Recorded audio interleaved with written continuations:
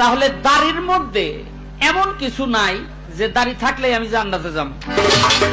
যদি দাড়ি থাকলেই জান্নাতে যাইতো তো আবু জাহেলই যাইতো, ওতবা যাইতো, সাইবা যাইতো। কি ফেরাউনের তো দাঁড়িয়ে ছিল, নমরুদের দাঁড়িয়ে ছিল। যদি ওরা বিপদে বইরা রাখছে দাড়ি, কারণ তখন তো বেলেট কেসি আসিল না। আমার পর্যন্ত ফেরেশতা হেই না,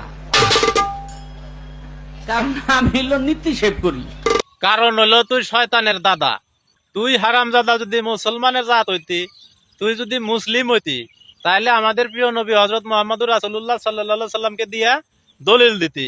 তুই নমরুদ, ফেরাউন, উতবা, সাইবা, অমুক, সলিমুদ্দি, কসিমুদ্দি দিয়া দিতি না। তুই যে নমরুদ ফেরাউনের বংশধর, এর মধ্যে কোনো ভুল নাই। তোরে গালি দিলেও দেখি তোর ভক্তরা আমার কমেন্ট বক্সে আইসা কয় ইসলামে কোন জায়গায় গালি আছে। নাস্তিক রে নাস্তিক কমু, বিজন্মা রে বিজন্মা কমু, জারক সন্তান রে জারক সন্তান কমু। এনে আবার গালি কি হইলো? তোরা যে জারক সন্তান, ইসলামের দুশ্মন, নাস্তিক, মাজার পূজারী, কবর পূজারী, শিরিক বিদাতি, মুশরিক, এর মধ্যে কোনো ভেজাল নাই। আর এগুলা কথা একটাও তোদের জন্য গালি না, তোরা বাস্তবেও তাই।